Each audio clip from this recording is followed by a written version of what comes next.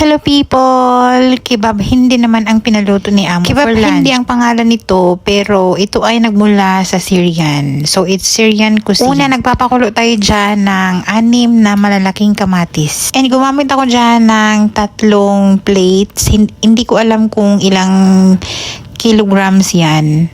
Basta 3 plates yung ginamit ko dyan. And hindi ko yan inubos. Tinansya ko, parang feeling ko magsobra siya. And marami na yan pag magawa. Magsobra pero marami, ewan ko sa'yo. Basta hindi ko siya inubos. Ang natira dyan, mga frozen pa, yun yung tinira ko. So siguro mga more than half yan. And gumamit tayo ng malaking white onion. Ginamitan ko yan ng food processor para magmashi na yung onion. Nakakatulong yan pang dagdag lasa and para mag-moist yung ating ground beef. Naglagay ako ng black pepper powder, paprika, garlic powder at itong white spices. Tamang tansya-tansya na lang, naglagay tayo ng asin at konting olive oil. Pinasahan lang ako ng video ni Amo kagabi na gagawin ko daw to for lunch. Natutuwa ako sa kasipagan ng Amo ko this past few weeks dahil ang sipag niya maghanap ng mga iba't ibang recipe na new para sa mga anak niya. Para meron tayong ma-add dito sa ating vlog. Kasi yung paulit-ulit natin na ulam, parang nakakatamad na i-upload. Minsan hindi na ako mag-upload eh. Minix ko lang yung mabuti and set aside. Yung pinakuluan natin na kamatis, hiniwaan ko yan bago ko pinakuluan. Hiniwaan ko ng pakros para matanggal natin. Mabilis lang yan tanggalin yung balat. Kung meron kayong mas red pa na tomato and overripe, maganda yun. Ito kasi masarap to pang salad at light pa yung kanyang kulay. So natanggalan na natin yan ng skin, yung tomatoes. Ginamitan ko ng masher, potato masher. Pwede naman i-chop or pwede naman i-blend. Depende na yan sa inyo. Mas maraming kamatis, mas masarap dahil mas maraming sarsa. Itong dish na to, naubos talaga namin lahat kanina. Sobrang natutuwa yung mga amo dahil nasarapan sila. So inapan, gumamit tayo ng olive oil at itong konting butter ghee. Sa video, butter ghee lahat ang ginamit niya. Pero alam ko talagang hindi yan healthy na butter ghee lahat and hindi yan magugustuhan ng mga amo. Kaya, mas ginusto ko yung olive oil tapos may kunting butter ghee lang. And marami tayong ginamit na white onions. Naglagay lang ako ng red para pang dagdag. And nilagay natin yung minash natin na kamatis. And nagkikisa lang natin yan ng konti. Nakulangan ako sa kulay, nakulangan din ako sa kadami ng ating kamatis kaya nag-add on ako ng tomato in can, peeled na rin yun and cooked. And naglagay pa ako ng mga 1 kutsara siguro yan na tomato paste, sinimot ko na para mas mag-dark pa yung kulay. Kung meron kayong dark na dyan, kamatis, mas maganda yun.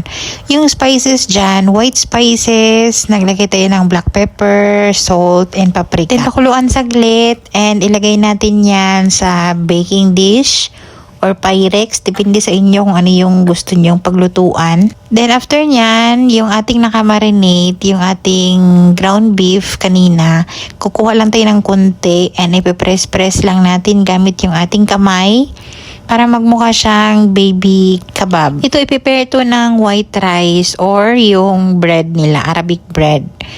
Pero dito sa mga amo ko kasi may mga bata, prefer talaga nila yung rice.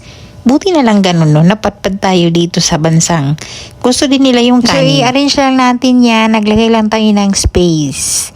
Sana o lahat, merong mga space sa buhay. Charis. So, ganyan lang yan, no? May space lang siya ng konti.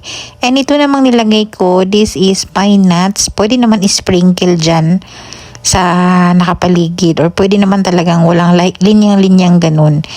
Ganyan lang yung nakita ko sa video na pinasa ng amo ko. Sinunod ka lang din naman. Pero pwede naman talaga i-sprinkle lang yan all over. And i-bake natin yan ng 400 Fahrenheit ng 1 hour until 1 hour and 30 minutes. Depende na yan sa inyo. So, ganyan na yung itsura nung okay na yung ating kebab hindi. And masarap yan pagkatapos talagang i-bake and i-serve agad. Naglagay tayo ng fresh parsley na chop para magkaroon man siya ng kulay green. Kain tayo. Tagdadalawa lang kami. Pagkasyahin, saan naabot ang 2 piraso? Kain tayo. Ang oras ngayon, 2:00 pasado na ng hapon. Matagal kaming kumain kasi yung amo ko nagpalinis ng paa. So, hinintay niya matapos yun. Saka kami kumain. And ngayon, kakain kami ng kamatis na may sibuyas. Na may kunting, kebab. Eh, natuwa yung amo ko dahil masarap daw. Man tayo. Bukas naman kaya ang hagilapin niya sa TikTok. And meron tayong kape kasi nahawa ang kay Bell. Nagkape siya dahil magsabaw daw siya ng kape. Pag magsabaw siya, ano lang yun, plain coffee na may kunting asukal. Hindi kami nag-asukal dito pag regular na Pag sa may alamang. Uy, saktong-sakto talaga yun. Muntik na madulas ay.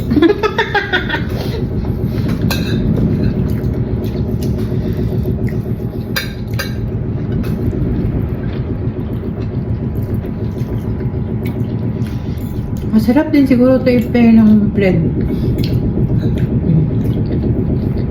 Ayun, bago na naman to sa recipe natin. Mm.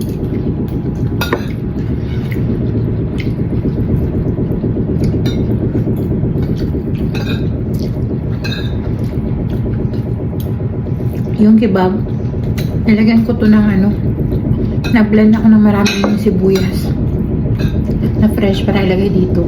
Kasi titigas to eh.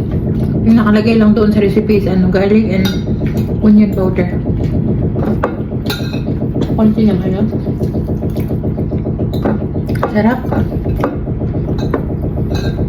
Yung kamatis pa lang, buhay ka na eh. Makuha ka sa sauce. Yung sarasa na lang.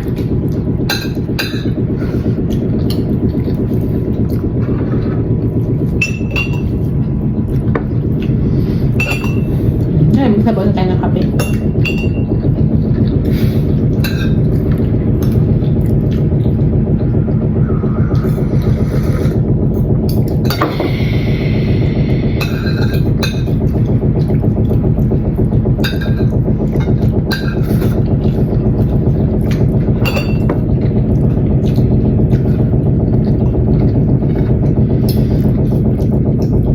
Very healthy naman to na food. Hindi naman ah. Ang daming kamatis.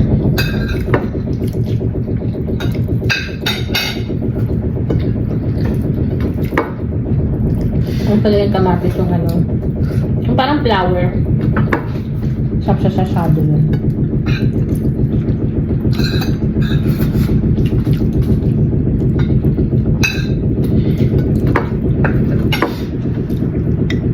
Ang tawa ko kanina, napanood ko si Chef Dom at saka si Jeline. Nagda-dancing sila ba? Ang cute lang. All-in-one yung talent ni Jeline eh. Tapos sabay lang din sa Agos yung asawa niya ba? Magaling sumayaw. Magaling kumanta. Baka naman may palongganisa dyan. Baka naman daw may palong ganisa, patay kayong banda ka. Hindi naman maabot yan dito. Padala mo sa Pilipinas ako nung dito. Darjeeling, Beijing. Ano ba yun mo? Nananawagan po ako kay Madam Jeline. Baka naman matikman yung chorizo Filipino. Pauwi ako, baka pwede. Oh, yun siya na Pilipinas. Baka naman daw. Ano naman, Madam Jeline. Kapag talaga na mukha ko eh. Hindi kami nagkita ni Madam Jeline eh. Hingi daw siya ng pamasko na longganisa. Parang gusto ko yung choricito niya. Oh, Madam Jeline nagpaparinig. Nanonood ako kay Madam Jeline, pero hindi ako nagko-comment. O, nanonood daw siya. Hindi ako nagko-comment. Nanonood daw siya sa'yo. Nagpunta ako dun, di tayo nagkita. Dapat hinagilap pala kita kung saan ka na po. Medyo malayo yung yung kanyang place. Nagpunta rin ba kayo ng Pixar World doon? Hindi. Isang oras ang biyahe namin doon, higit. Puntang Pixar. Hindi na gumala si Basman nung nandun ako. Nasimula na yung pain yun na dagat eh. Kailan doon ako nagpunta pa kami.